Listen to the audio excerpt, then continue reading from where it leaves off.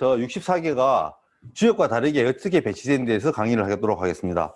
우리 선생님들 전부 다 자료들 보내준 자료 중에서 경박력 64개라고 해놓은 거 요거 다 출력하셨나요?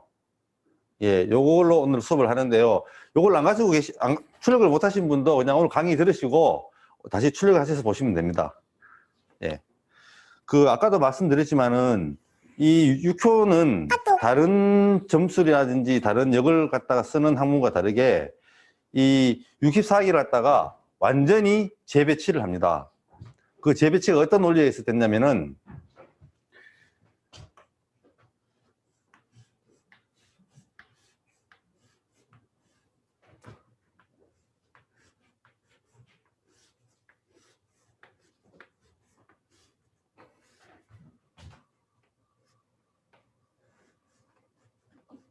자, 우리가 8개가 있었죠, 그죠?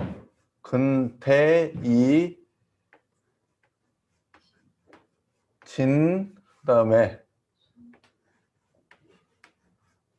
손, 감, 혹시 선생님 잘 보이는지 모르겠습니다. 그 다음에 간, 그 다음에 곤. 자, 이 8괴를 갖다 8괴가 있는데 8괴에다가 같이 밑에다가 똑같은 애들 갖다가 다 붙입니다. 그럼 중첩이 되겠죠, 이렇게. 자.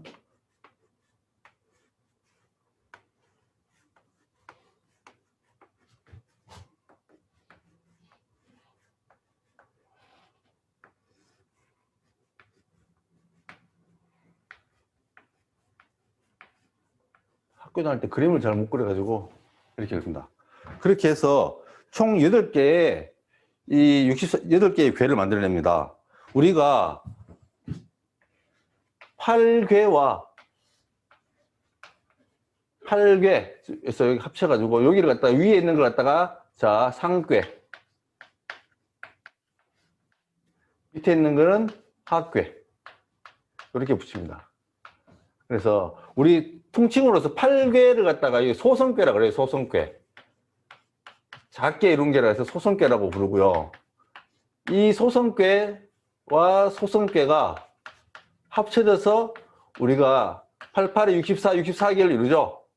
그래서 합치신 게 이게 이제 대성괴가 됩니다. 대성괴. 대성괴가 됩니다. 그래서 이 대성괴가 곧 64개가 됩니다. 64개. 그리고 요 소성괴, 위에 있는 소성괴를 상괴, 아래에 있는 소성괴를 하괴라고 하고요. 우리가 통상적으로 그릴 때는 항상 밑에서부터 위에 쌓아 올라가는 식으로 그립니다. 이렇게. 8개를 갖다 그릴 때는 기본적으로 64개 그릴 때는 밑에서부터 쌓아 올라가서 그려야 되는데 이게 밑에서부터 그리기가 쉽지가 않아요. 이렇게. 그래서 6회에서는 얘들 옆으로 그리는 게 굉장히 어렵거든요. 그래서 얘들 전부 다 세웁니다. 이렇게. 세우면 어떻게 되냐면 얘를 다 세우면은 이런 식으로 되겠죠.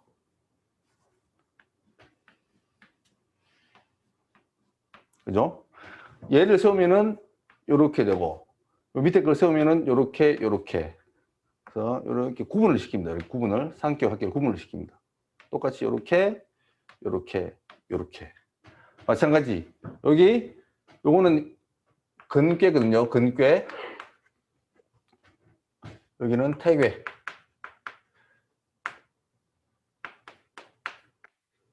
자, 리괴를 세우게 되면은 다시 요렇게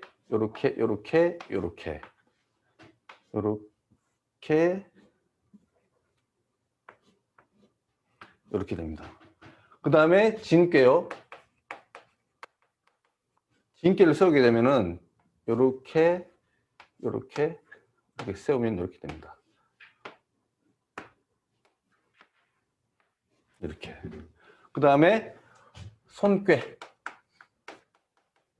손괴도 세우게 되면은 요렇게 표시됩니다. 그죠? 감괴를 세우게 되면은 이렇게 되고요. 그다음에 간괴는 이렇게 표시됩니다.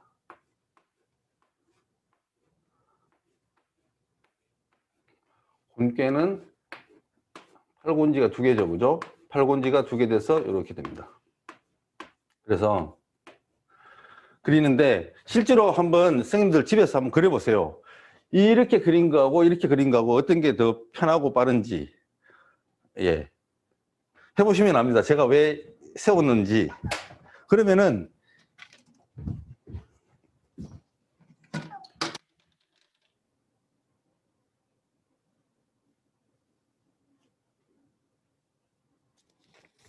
예. 이 위아래가 같은 애들이죠, 전부 다. 그죠?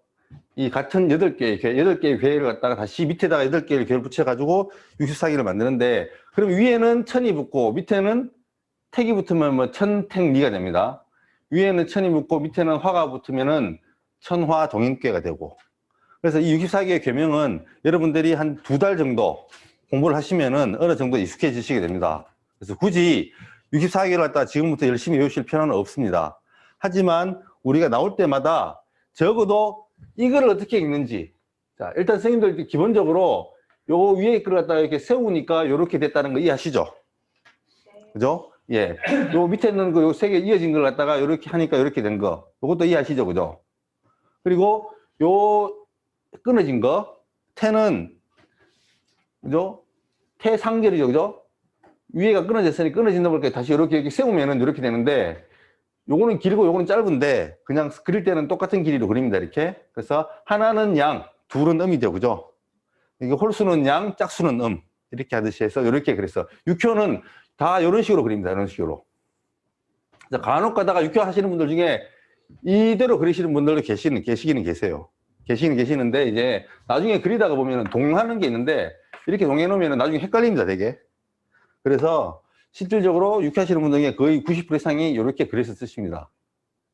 그래서 이 팔군개선은 어떻게 만들었느냐, 이 각각 위에 대표하는 8개와 위아래가 같은 애들, 그죠? 같은 8개. 그래서 요게 이름은 우리는 근위천이라 합니다. 근위천. 근위천이라고 있고요. 여기는 태위택이라고 있습니다. 그 다음에 아래 위에가 전부 다 화로 된 거는요, 이위화 혹은 뭐 리위화 이렇게 있습니다. 그리고 위에가 사줄레, 밑에가 사줄레는요,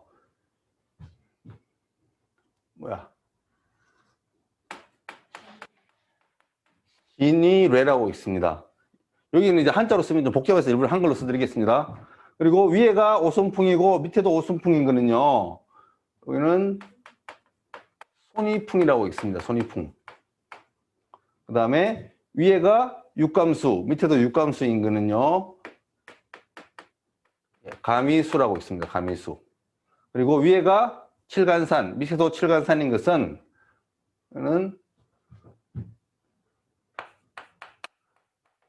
간이산이라고 읽고요. 그 다음에 위에가 팔군지, 밑에도 팔군지인 것은 이거는 곤이지라고 읽습니다. 자, 그리고 실제로 저기 뭐 주역 가시는 분들은 여기 근위천을 갖다가 우리가 중천근이라도 읽어요. 그죠? 중천근이라고. 그 다음에 태위택은 중택태 이렇게도 읽고요. 리위화를 갖다가 중화리라고 읽고, 진위례를 중내진이라고 있습니다. 이렇게. 그리고 손이풍을 중풍손이라고 읽고요. 가미수를 중수감이라고 있습니다. 그 다음에 간이산을 중산간이라고 읽고, 곤이지를 갖다가 중지곤이라고 읽습니다. 그래서 어떤 분들은 이 명칭이 익숙하신 분들이 있을 거예요. 아마 주역을 미리 공부했다든가 아니면 다른 데서 공부하신 분들 중에 이 명칭이 익숙하신 분이 있을 거고, 그 다음에 이 명칭이 익숙하신 분이 있을 텐데요. 일단 어찌된 영문인지 하여튼 저희 육효하는 사람들은 대부분 요 명칭으로 많이 읽습니다. 한 5%, 99%가 이 명칭으로 읽는 것 같아요. 실제로 근위천이라는 것은 사실 개명이 아니라 주역 설계전에 그 공자께서 근은 하늘이 된다. 사실은 이 8개의 물상을 갖다가 쓰신 이름인데 이게 어떻게 됐는지 제6회에서는 수괴, 이걸 수괴라고 하거든요. 수괴.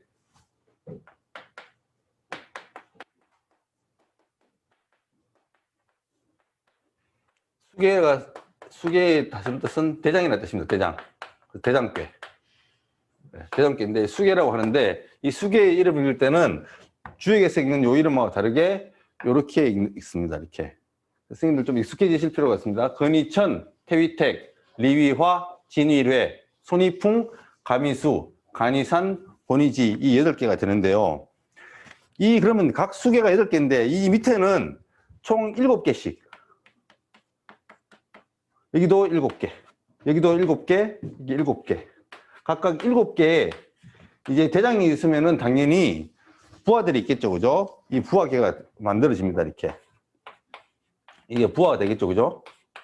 그래서 합쳐가지고 총 8개, 8개 해서 88이 64개의 괴를, 이게 뭐 원래 있던 64개의 괴를 갖다가 배치만 새로 한 거예요. 이렇게. 이 순서로. 그래서 이 건이천이 있는 거는, 자, 요 위에 거는 이제 지우겠습니다. 이렇게. 그리고 우리가 아까 그 8괴의 물상을 할 때 하나 빠뜨린 게 그 오행을 제가 빠뜨렸죠. 그죠? 오행을 그럼 설명을 좀 드릴게요. 이 건의 오행은 금이 되는데요. 금. 태에도 금이 됩니다. 요거는 화가 되고요. 요거는 목. 또 목. 수는 수 그대로. 산은 토. 또 토가 됩니다. 그래서 목, 화, 토, 금, 수 중에서 수하고 화하고 수만 하나씩에 해당되고 나머지 요 8개는, 나머지 거는 전부 다 금이 2개, 목이 2개, 토가 2개 배치됩니다. 이거는 우리가 나중에 한 후천 8기도에서 나오게 되는데요. 이제 지금 우리 기초 시간에는 강의는 안 하지만 나중에 제가 강의 중간에 한번 설명할 기회가 있으면은 그 하도와 낙서에 대해서 한번 설명을 드릴 기회가 있을 거예요. 그 하도와 낙서에서 이 8기를 갖다가 배치를 했을 때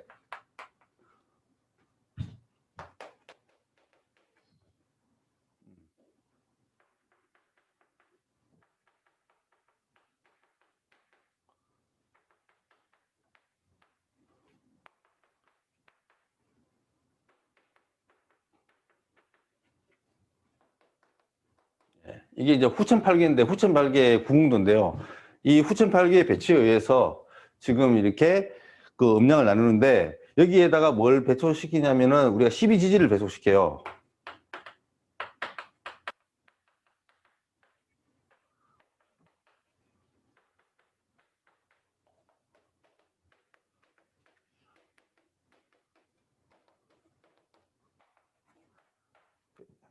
이렇게 12지지를 배속시키고 여기에다가 자는 북방,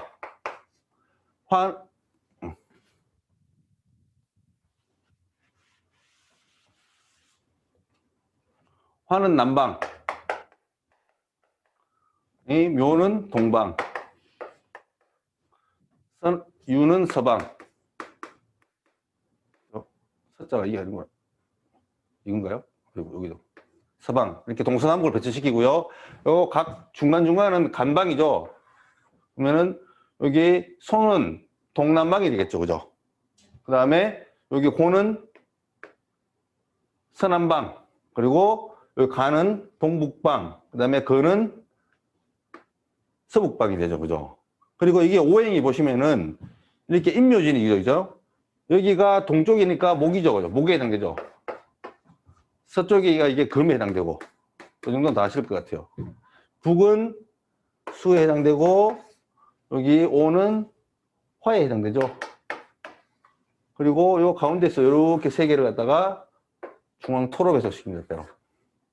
그래서 오행이 이렇게 돼요. 그래서 이쪽에 있는 놈들은 금이 되고, 태와 건은 이 서쪽에 배치되죠. 그죠? 그래서 오행이 금이 되고요. 이 진과 소는 동쪽에 배치되기 때문에 목이 되고, 그 다음에 화, 수 그대로 나머지 곤과 간은 토에 배속됩니다. 이렇게. 그래서 오행이 이렇게 배속됩니다. 이렇게 오행이 배속되면은 요 근위천은 우리 원래 개명이 근이라 그랬죠. 그죠? 그래서 근금궁이 됩니다. 근금궁. 그러면 태위택이 대장괴가 되는 요 8궁은, 8개의 괴들은 태금궁이 돼요. 태금궁이라고 있습니다. 태금궁.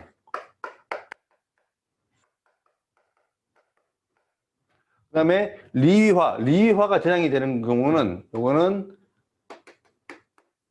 리화궁이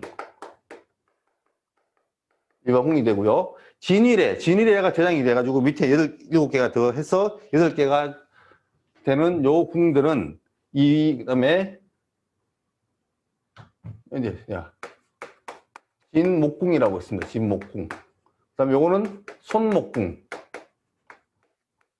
그다음에 요거는 감수궁. 그다음에 간토궁. 그다음에 권토궁이라 해서 이렇게 8개의 궁으로 나옵니다. 이렇게. 그래서 이게 8궁괴설에서 나오는 8궁이 여기서 나옵니다. 8궁이. 이 8개의 궁으로 나눠놓고 그러면은 이 8개의 궁에 기본적으로 대장을 만들어 놨단 말이에요. 이렇게. 이 대장을 만들어 놨는데 그럼 나머지 밑에 부하들은 어떤 식으로 찾아내고 어떤 식으로 부하를 갖다가 섭외할 것이냐. 이게 관건이 되겠죠. 그죠? 예, 여기에 대해서 이제 설명을 드리겠습니다.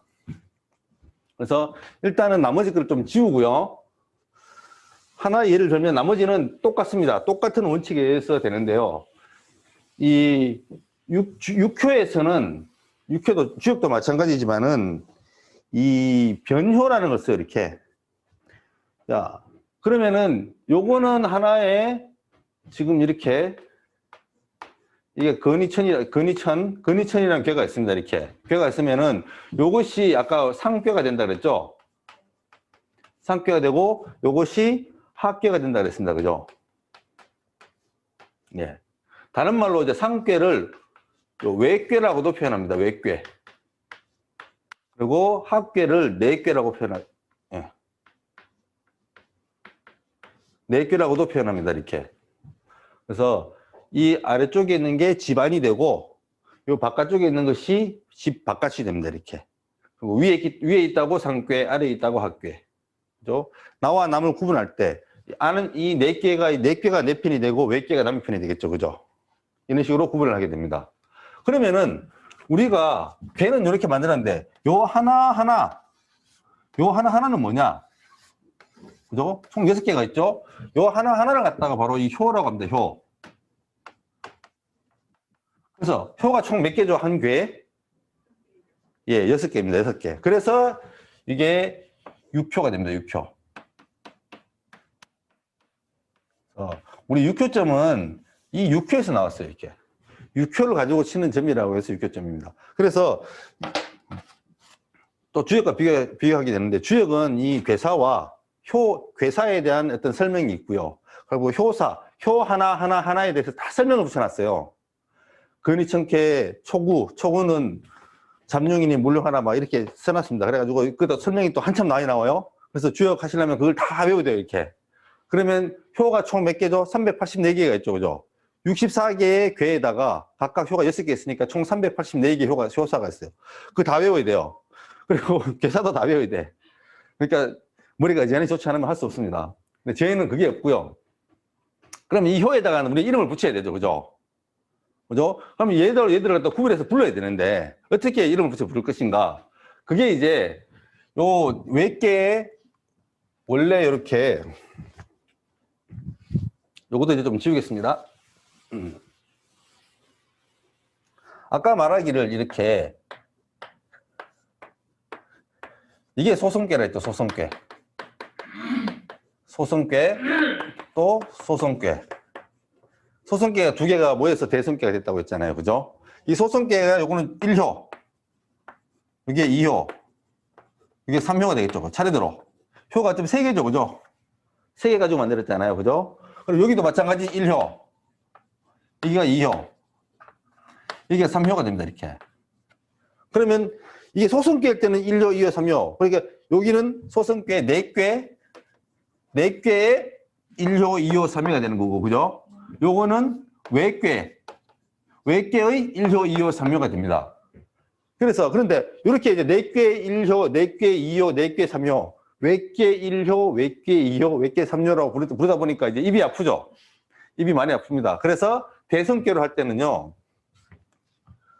통칭해서 그냥 바로 여기를 1호, 여기를 2호, 여기를 3호, 그대로 4호, 5호, 6호라고 그냥 붙여버립니다, 이렇게. 그러면 이제 뭐 소선께서 뭐 이거는 신경 안 써도 되겠죠, 그죠? 그런데 잘 보시면은 소선께서 이렇게 외괴와 이 내괴가 있는데, 외괴가 내괴가 보면은 대대적인 놈들이 있죠. 이게 외괴 1호와 내괴 1호는 이 위치가 이렇게 딱 대대적인 위치에 있잖아요, 그죠? 그리고 외괴 2호와 내괴 2호도 이렇게 대대적인 위치에 있고요. 3호끼리도 이렇게 대대적인 위치가 있습니다. 그래서 이게 중요한 위치를 차지하게 되는데요. 항상 얘네들이 대대적인 위치에 있기 때문에 어떤 경쟁이 된다든지 뭔가 다른 사람과 대비할 때는 반드시 초효를 보게 되면 초효에 대적하는 자는 역시 여기에 사효가 되죠. 그죠? 사효. 외괴 1효는 사효가 되니까. 그래서 1, 4효, 2, 5효, 3, 6효는 항상 대대적인 위치에 있기 때문에 우리가 6효를 볼 때 중요시하게 보는 수요 위치가 됩니다. 이렇게. 그래서 나중에 세형이라는 걸 붙이게 되는데 거기서도 이렇게 쓰이게 되고요. 이걸 잘 알아두시면 되겠습니다. 그리고 책을 보시면은 요 1효를 갖다가 이 초효라고 붙여요. 초효. 한자로 쓰면 초효라고 하고요. 이 6효를 갖다가 제일 위에 있다고 해서 상효. 상효라는 이름으로 이렇게 씁니다.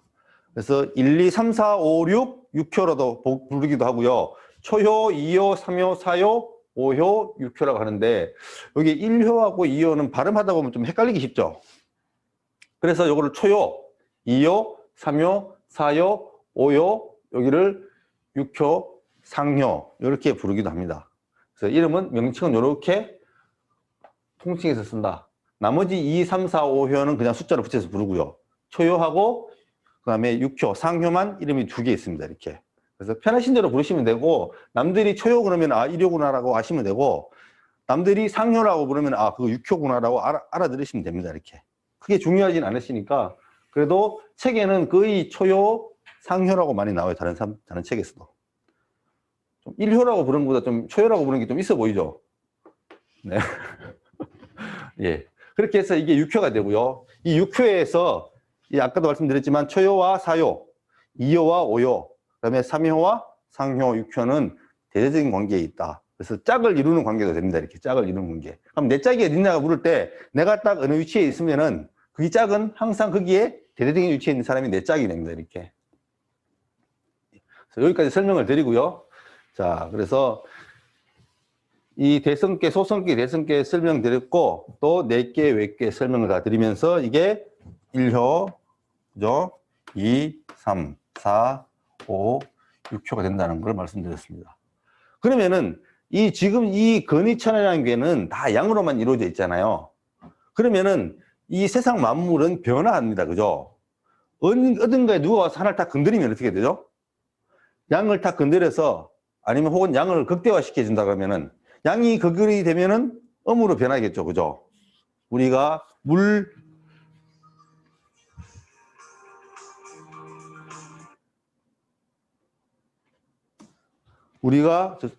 이 물이 극에 이르면은 변하게 됩니다. 그릇이 차면 기운다는 말이죠. 그죠? 기만즉경이라 해가지고 그릇이 차면 기울고 물이 극에 변하면 변화가 있거든요. 그래서 양이 극에 다르면은 음이 되고 음이 극이 다르면 양이 되는 게 이게 동정음양 반복 천변의 그 동양에서 말하는 어떤 진리와 비슷한 그런 개념입니다. 그래서 음과 양은 항상 서로 변화하고 주고받으면서 변화를 일으키는데 그러면 양이 변해서 음으로 될 때가 있죠. 그죠? 또 음이 변해서 양으로 가는 거. 이걸 어떤 식으로 표현할 것인가? 그죠? 그러면 변한다고 할 때 어떻게 표현하냐면 우리가 이런 식으로 표현합니다. 이런 식으로. 그럼 이렇게 됐다는 얘기는 원래 처음에는 양이었는데 그 양이 변해서 음으로 갔다라고 표현하는 거예요. 그러면 예를 들어서 우리가 처음에 우리가 괴를 얻었을 때 이런 근이천 괴를 얻었는데 이 중에서 얘가 이렇게 변했다. 그러면은 이거는 처음에는 근이천이 됐죠. 그죠? 이 근이천이 어떻게 변한 거냐면 안 변한 거는 그대로 놔두면 되죠. 그죠? 이 변한 것만 이렇게 바꿔주면 돼. 이렇게. 그래서 위에는 천, 밑에는 택이 돼서 이게 천택리괴로 변하게 됩니다. 이렇게. 그러면 우리가 만약에 이런 괴를 얻었다면은 근이천이 변해서 천택리가 됐다. 근이천변 천택리괴를 얻었다고 표현한 겁니다. 이렇게. 조금 처음 하시는 분은 좀 어려울 수도 있습니다. 이렇게 양이 변하는 것을 양이 변해서 음으로 가는 것을 갖다가 이렇게 한 방에 표시하는 거예요. 이렇게. 그래서 양에다가 이렇게 슬러시 표시를 하게 되면은 양이 변해서 음이 되는 걸 표시하는 거고요. 음효에다 음효죠, 그죠? 요거는 양효, 요거는 음효. 음효에다가 이렇게 슬래시를 하게 되면은 요거는 음이 변해서 양이 됐다. 이렇게 표현하면 됩니다. 그러면은 우리가 한 개를 놓고 나면 얘들을 막 변화시켜 가면은 무수하게 많은 개를 얻을 수 있겠죠. 그죠? 잘만 변화시키면은 64개를 다 얻을 수도 있어요. 한 개에서. 그런데 이 경방선생께서는 어떻게 해서 이 괴를 얻어 나갔느냐? 바로 이 근이천괴에서부터 시작 나옵니다. 이렇게. 자, 근금궁은 근이천이 수괴가 되면서, 그죠? 이게 수괴가 되면서 대장괴가 그랬죠.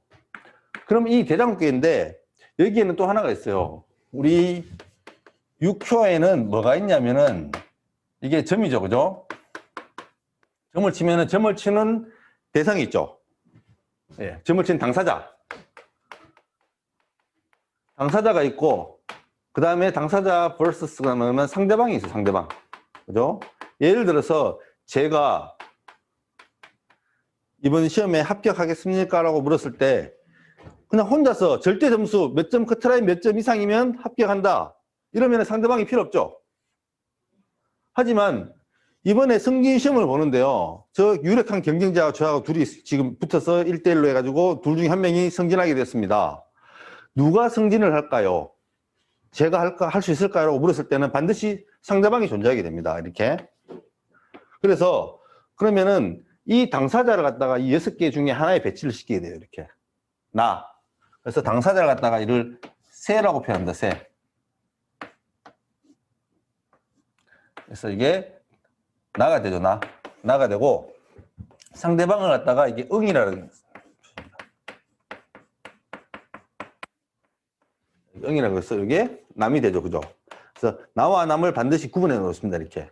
이걸 하는 이유가 만약에 상대방이 필요 없는 거라면 상관없지만은 또 상대방이 필요 없다도 내가 어딘지 알아야 되죠. 그죠? 내가 어딘지. 이 6개 중에 내가 어디에 해당되는지를 정해야 됩니다. 이렇게. 그리고 나가 정해지면 상대방은 어디에 정해질까요? 네, 맞습니다. 아까 말씀드렸죠. 이게 1, 2, 3. 그죠? 1, 2, 3이랬죠. 그죠? 만약에 여기에 외계의 상태, 여기에 내가 정해지면은 상대방은 어디에 정해질까요? 예, 똑같은 여기에 상대방이 정해진다. 이렇게. 그래서 여기 아까 대대성을 갖고 있다 그랬죠. 상대방, 예, 이렇게. 그러면 여기에 나가 있으면은 상대방은 여기에 위치하겠죠. 그래서 만약에 나와 상대방이 경쟁하는 관계라면은 요 놈하고 요 놈을 비교하면 돼요. 비교해서 누가 더 힘이 센지, 누가 비교 위에 있는지, 오행상생 상극상 누가 위에 있는지, 또 우리가 원리에서 대비했을 때 힘을 누가 더 많이 받고 있는지 그런 걸 비교해가지고 이제 기lum을 파악하는 게 육효거든요. 그래서 반드시 여기다가 세를 두게 되는데, 세음과 억을 두게 되는데, 모든 대장께는 대장이죠. 대장은 어디에 위치해야 된다? 6개 중에 내가 대장이에요. 얘는 대장이야. 근위치는 대장이야. 그러면 이 세요가 어디 있어야 될까요? 예. 제일 위에 있어야겠죠. 제일 위에. 여기다가 세를 두고요. 자, 약자로 쓰겠습니다. 여기 응을 줍니다. 이렇게. 그래서 각 수계, 근위천, 태위택, 리위화, 진위래, 손이풍, 가미수, 그다음 간이산, 혼이지 이 8개는 이렇게 괴를 괴를 그린 다음에 요 세요가 제일 위에 상요 6회에 세요가 위치하게 됩니다. 요거는 팔궁각 동일합니다. 이렇게 동일하게 위치시켜 줍니다. 이렇게. 그래서 세가 이게 정해지면은 응은 그대로 대대적인 효에 있는 3효에다가 이렇게 응이 정해지게 됩니다. 이렇게. 그래서 요게 나가 되고 요게 상대가 됩니다. 상대. 그죠? 그러면 여기서부터 이제 우리가 총 7개의 괴를 더 얻어야 되는데요. 그 얻는 방법이 무슨 방법이냐면은 이제 이 동이라는 표현을 씁니다. 동. 이거는 이제 움직인다. 그죠? 움직일 동태죠. 그죠? 움직일 동태고 또 변화의 뜻이 있습니다. 변화한다. 그래서 동해서 약자로 쓰겠습니다. 변한 거. 그래서 이게 동효가 되고 이게 변효가 됩니다. 이렇게. 동한 거는 움직인 거죠. 움직인 거 아까 표시할 때는 이렇게 혹은 이렇게 표시한다 그랬죠. 그죠? 그래서 움직여서 나온 결과가 변효가 됩니다. 동에서 변한 그 효가 변효가 됩니다. 그래서 어떻게 변을 시키느냐. 상표는 내가 제일 위에 있으니 변화시킬 때는 제일 밑에 놈부터 변화시키겠죠. 그죠? 그래서 근위천계의 초요를 동을 시킵니다. 이렇게 동을 시키면은 뭘 얻습니까?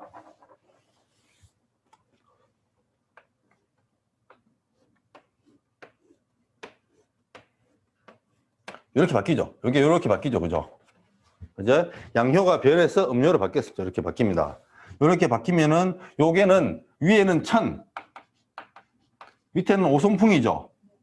그래서 천풍 9개가 됩니다. 천풍 9개를 넣습니다. 그러면 천풍 9개를 얻으면은 이 세요에 있던 6효에 있던 세요, 근위천이라는 괴에서 세요의 위치를 어디다가 이 양을 어디다 넘겨주냐면은 변한효에 신의 기미가 있다. 그리고 변화의 조짐이 있다. 그래가지고 이 변한효, 초효에다가 이 세를 물려줍니다. 이렇게. 그죠? 자, 네가 변했으니 이제 네가 세를 해라. 네가 세상 다 가져라. 그죠? 나는 물러난다. 그럼 여기에 세요가 붙으면 응효는 어디 붙을까요? 예. 여기에 대대적인 효, 사효, 여기에 응효가 붙습니다. 이렇게. 뭐 크게 어렵지 않죠. 그죠? 예. 왜 이걸 바꾸고 있어요? 하나를 바꾸는데 항상 한꺼번에 여러 개 바꾸면 헷갈립니다. 하나씩 바꾸고 합니다. 이렇게. 하나를 바꿔가지고 이렇게 천풍국계를 씁니다. 그러면 요 천풍국계라는 것은 근금궁의 제일 두 번째 괴가 됩니다. 두 번째 괴. 그리고 그 다음에 얘가 음이 바뀌었으니까, 양이 바뀌어서 음이 됐으니까 다시 이걸 또 동을 시킵니다. 그럼 동을 시키면 어떻게 되죠? 이렇게 되죠? 이거 뭐예요, 이렇게? 이리로 돌아와 버리죠? 그러면 얘를 동을시키면 될까요, 안 될까요? 안 됩니다. 그죠? 안 됩니다. 얘를 동을 못 시킨다. 자, 우리 이제 조금 추리력이 있으신 선생님들은 딱 눈치채셨을 거예요, 이제. 이제는 뭘 움직일까요? 우리 이중희 선생님? 제일 밑에 걸 바꿔가지고 이걸 바꿨죠, 그죠? 그 다음에는 당연히 그 위에 걸 바꾸겠죠, 그죠? 두 번째는 여기서 바꿉니다. 이렇게 바꾸니까 이렇게죠. 여기는 그대로 오고 다 그대로 오는 겁니다. 그대로 옵니다. 이렇게 그대로 오게 되면은 위에는 천, 밑에는 산이죠. 그래서 천산 둔께를 넣습니다. 천산 둔. 이게 원래 한자는 자절을 찾으면 돈이라고 돼 있어요. 근데 이제 우리가 읽을 때는 둔이라고 있습니다. 이게 둔은 이제 숨다 이런 뜻이거든요.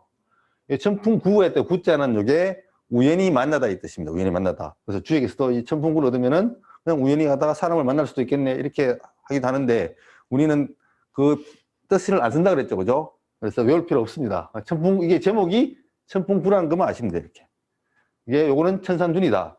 그래서 천산둔은 천풍구는 세요가 초요, 그 다음에 응효가 사요에 있었죠, 그죠?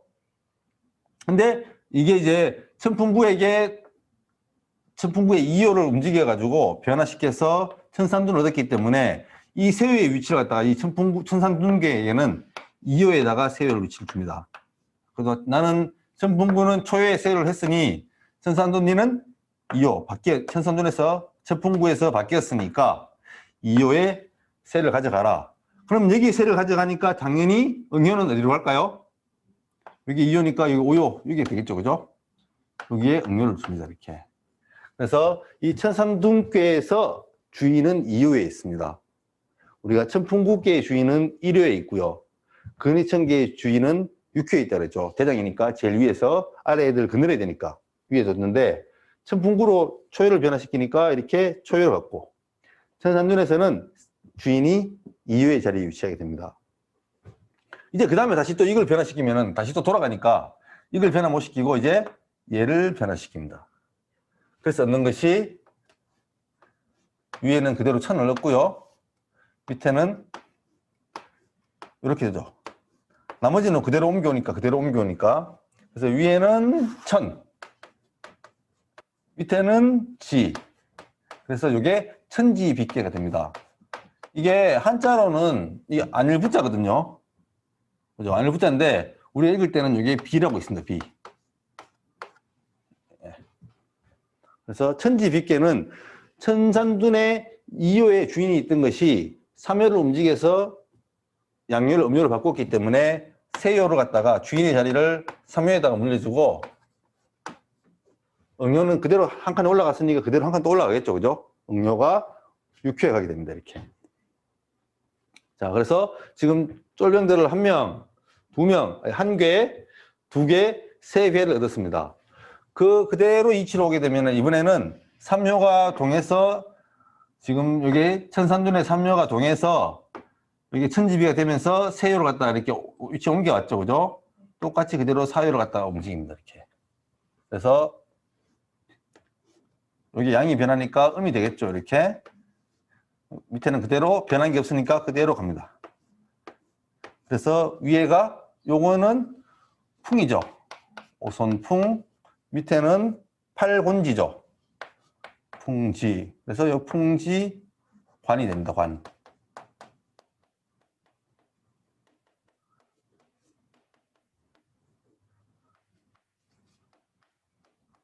풍지관계가 됩니다. 이 풍지관계는 천지비에 사요를 갖다가 움직여서 양요를 음요를 만들었기 때문에 세요의 위치를 움직인 놈한테 세요의 위치를 물려줍니다. 이렇게. 그러면 사요가 세요니까 응이 더 올라갈 데가 없죠. 그러니까 내려와서 여기가 응요가 됩니다. 이렇게. 항상 짝꿍이 이렇게 된다는 거 잘 기억하십시오. 이렇게. 예, 풍지관. 다시. 그래서 이제 근위천이 이제 부하들을 1개, 2개, 3개, 4개를 얻었습니다. 그러고 나니까 다시 5호를 또 변화시키겠죠. 그러면은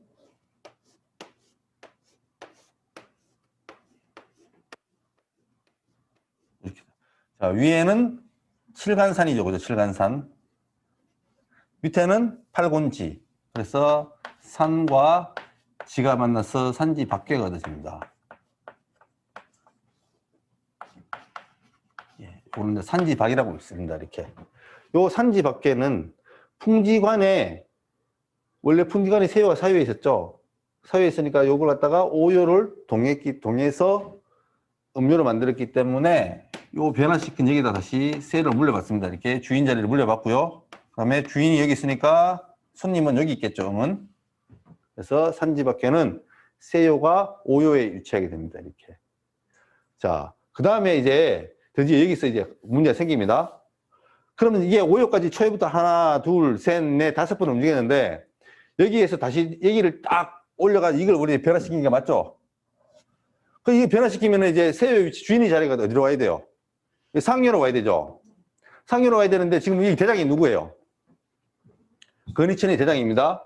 대장이 딱 보러보고 있어요. 야, 여기는 내 자리야. 건들지 마. 여기에 도전하지. 이게 세요를 갖다 일로 올려 붙이겠다는 얘기는 무슨 얘기예요? 대장과 대장의 자리를 놓고 한번 붙겠다는 얘기죠. 그러니까 지금 부하들을 지금 이렇게 영입을 하는데 지금 이게 주인의 자리를 놓고 지금 저기 대장이랑 싸울 수는 없잖아요. 그러니까 다시 올라오면 안 된다. 내려가. 그래서 다시 얘를 변화시킵니다. 못 올라갔습니다. 못 올라가고. 그래서 이게 1효를 동시켰죠. 그죠? 여기는 2효를 동물시켰고, 여기서 3효를 동물시켰죠. 이 4효를 동물시켰고요. 5효를 동물시켰습니다. 6효를 동물시켜야 되는데 6효 동물시키니까 6효 동물시키면 여기서 세효를 놓고 지금 건의청계하고 다투어야 되니까 주인은 하나죠. 그죠? 한 집의 주인은 하나죠. 둘이 되면 안 되죠. 그래서 야 내려가세요. 그래서 다시 4효를 동물시켰습니다. 요거 바뀌니까 요건 이렇게 되고 다른 거는 그대로. 그죠? 그래서 위에는 이게 화가 됐죠.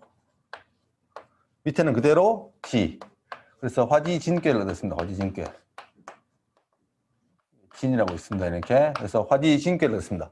화지진꾀는 사효를 갖다가 변화시켜서 이렇게 갔기 때문에 세효의 위치를 동안 얘한테 옮겨줍니다. 이렇게.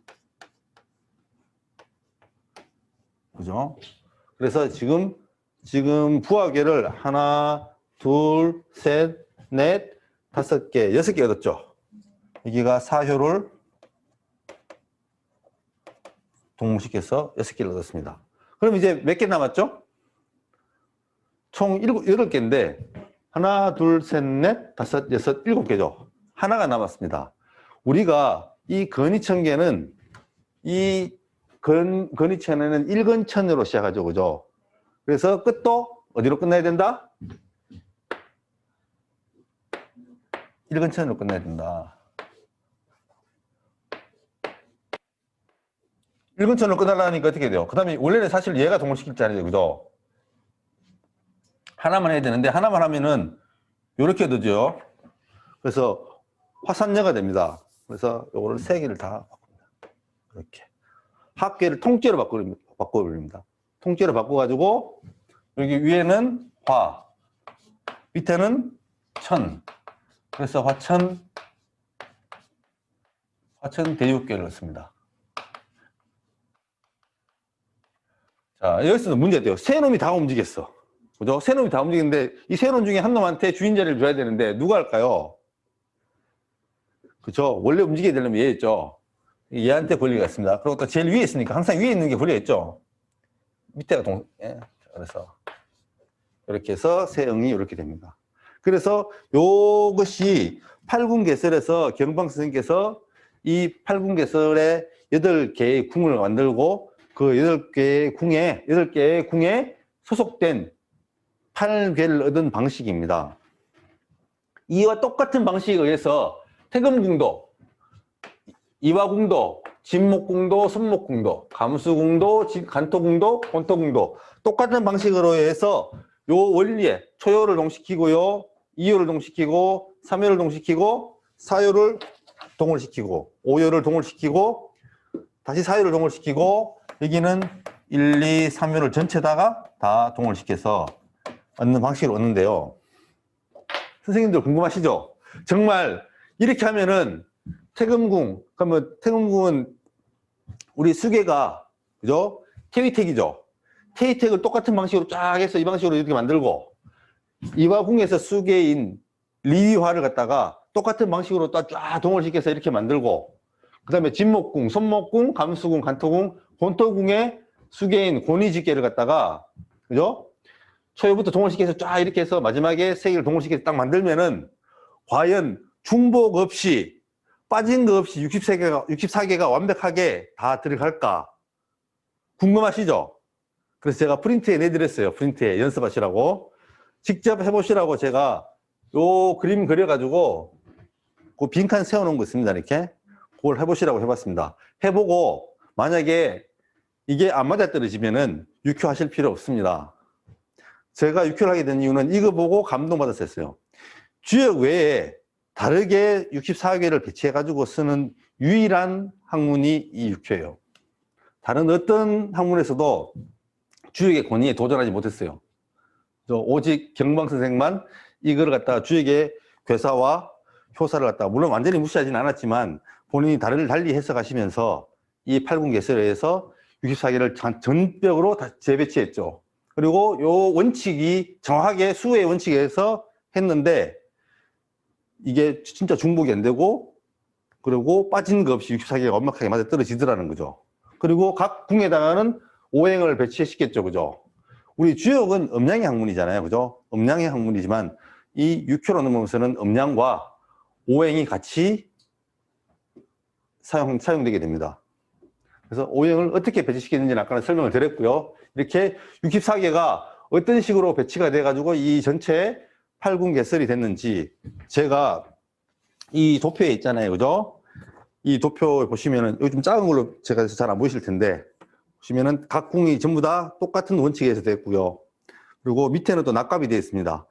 오늘 시간에는 여기까지 강의를 마치고 이제 다음 시간에는 여기에다가 이제 작괴하는 방법이 있어요. 그러면 도대체 이 괴를 어떻게 우리가 얻을 것인가? 이제 괴가 이렇게 있다는 걸 배웠잖아요. 그럼 이 괴가 어떻게 얻어지고 어떤 식으로 짝대기를 그려가지고 우리가 짝대기죠, 그죠? 이 모르는 사람이 보면 다 짝대기예요. 어떤 건 2개, 어떤 건 1개. 이거를 갖다가 어떻게 얻을 것인가? 그 작괴하는 방법에 대해서 다음 시간에 강의를 하게 되겠습니다. 자, 오늘 긴 시간 동안 강의 들어주셔서 감사드립니다. 지금 잠시 한 5분 쉬었다가 질문 시간 가질 테니까 한 5분 후에 이제 전부 다 마이크 켜시고 궁금한 거 있으면 질문해 주시면 되겠습니다. 4시, 지금 3시 50, 한 2분 됐는데요. 한 5분 쉬고 4시쯤에 제가 질문 받도록 하겠습니다. 오늘 강의 들으라고 고생 많으셨습니다. 수고하셨습니다. 네. 오, 나오네.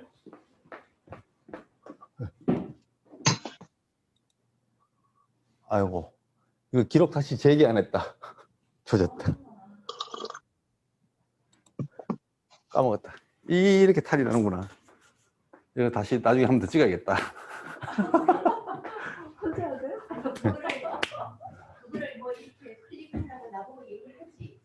아, 제가 강의하다고 말씀드린다니까. 그래서 이 혼자서 다 해야지. 이게 딱 또 순서가 자기가 할 걸 기억하는데 누구한테 부탁하게 되면은 그것 때문에 까먹어요, 이렇게. 예. 아, 그러니까, 예. 제가 부탁한다는 것도 까먹었어요, 이렇게. 큰일 났어요. 여기, 마경진 쌤께서 질문, 아닌데, 누구였지? 아, 김홍빈 쌤께서 질문하셨어요. 뭐, 1, 2, 3불, 내반, 내정, 요거 질문하셨는데, 요거는 이제 다음 시간 말고 작게하고 그 다음 시간에 여기 이제 세형을 갖다가 이거 그러면 64개를 다 외워야 되느냐? 세형이 어디 있는지 다 외워야 되느냐? 그러면 또 제가 외우지 말라 그랬잖아요. 그 의미가 없잖아요. 그러니까 요 64개를 외우지 않고도 세효, 응효, 그리고 어느 궁에 소속되어 있는지 그거 찾는 법입니다. 그거는 이제 우리가 세 번째 시간에 강의할 내용이니까 그때 제가 강의를 드리도록 하겠습니다. 예, 교재는 정산복역을 바탕으로 하고 있습니다. 그래서 시중에 나와 있는 정산복역 책이 지금 아직까지 절판 안 된 책은 그 대유학당에서 나온 김선호 선생님께서 쓰신 정산복역이 해석도 가장 잘 되어 있고 내용이 충실하게 되어 있어요. 필요하시면은 거기 구입해서 보시면 됩니다. 뭐 혹시 개인적으로 구입하시기 힘드시면은 뭐 저한테 얘기하거나 아니면 학원에 말씀하시면은 이 구입 절차에 대해서 자세히 알려드리겠습니다. 그래서 제 강의는 이 기본 강의는 어차피 이게 제가 강의를 구성해서 하는 강의고요. 우리가 나중에 직접 우리 이론 강의 직접 들어갈 때는 그 정산복역에 나와 있는 그 책을 바탕으로 하기 때문에 그때는 다시 또 제가 공고 드리고 어떻게 하는지 설명드릴 겁니다. 또 다른 또 질문 있으시면 질문해 주세요. 질문인데요. 네. 저기 화면이 좀 잘려 보입니다. 저 위쪽으로 우리 강의할 때. 예. 예.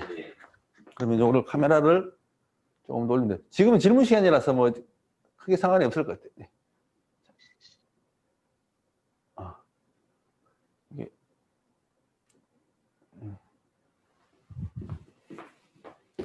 예, 이제 잘 보이시나요? 지금도 잘려 보였어요. 그러면 잠깐만 기다리세요. 다른 질문을 하십시오. 질문. 요거 화면은 제가 조정하겠습니다. 예, 이제 괜찮으시죠? 예, 괜찮습니다. 네. 다른 것도 궁금한 거 질문 없으신가요? 첫 시간에는 질문하기가 아는 게 없었어요. 예. 오늘 사실은 이 그 8개 물상에 대해서 좀 자세하게 설명을 드리려고 했는데 그렇게 하면은 좀 강의가 지루해지고 또 꼭 필요한 거 아닌데 굳이 그걸 외우라 할 필요가 없는 것 같아가지고 우리 8개 설명을 짧게 드렸고 그 다음에 이제 대신 우리 8군계설에서 어떻게 64기를 갖다 8군계설에서 우리 경방력, 이게 경방력이거든요. 그래서 이 경방력이 어떻게 만들어졌는지 거기에 대해서 좀 상세하게 설명을 드렸습니다. 이렇게. 아마 6교 강의 하셔도 딴 데 가셔도 이 경방력이 어떻게 만들어지는지 설명은 들으실 기회가 잘 없으실 거예요, 아마. 그래서 이 6교라는 학문이 이 점술이 자꾸 학문도 되는데 저는 이 점수를 학문의 반열로 좀 끌어올리고 싶어 하는 사람입니다. 그래서 연구를 좀 많이 하고 해서 강의를 드린 거기 때문에 이 근거가 없지 않다. 그리고 단순하게 6교가 미신이라든가 점술의 어떤 미신 그런 걸로 치부되는 게 아니라 이렇게 과학적인 원리가 숨어 있다는 거. 그리고 기본적으로 주역 자체가 과학입니다. 과학. 당대 가장 뛰어난 과학자이자 선지자들이 만들어낸 학문이에요. 이제 중간에 많은 이렇게 역사 속에서 부침을 겪으면서 많이 평가절하도 많이 되고 했는데요. 결코 이 육효라는 학문이 다른 어떤 점학이나 뭐 사주 명리에 비해서 뒤떨어지지 않습니다. 그리고 여기에 과학적 원리가 숨어 있기 때문에 그런 걸 잘 밝혀내시면은 의외로 시중에서 육효 강의하시는 분들 중에는 많이 무슨 비법이니 이래가지고 그걸 줄줄 외우게 해요. 그래서 막 그걸 가지고 막 끌다 붙여서 강의 풀게 하는데 저는 그게 아니라 철저하게 오행의 생극 제화의 원리 그리고 음양의 오행의 그리고 힘의 크기를 갖다가 어떻게 배분하는지 그래서 어떻게 기둥이 나뉘는지 그래서 합리적인 근거를 찾아서 그렇게 강의를 하려고 하고 있습니다. 앞으로도 많은 성원 부탁드리고요. 혹시 질문 더 없으시면 이쯤에서 강의 끝내도 될까요? 질문 있어요. 네, 질문하십시오. 네, 전에 이두 선생님하고 대화하다가 들어보니까 네. 그 육효는 사람의 마음은 나오지 않는다고 딱 가타부타 기다 아니다만 나온다고 그러셨는데 정말 그런 전법인가요? 사람의 마음을 알 수도 있습니다. 알 아, 수도 있는데 다만 이제 그 기륭을 더 위주로 하고요. 예를 들어서 저 사람이 나를 어떻게 생각하는지 그 정도는 알 수 있는데 단순하게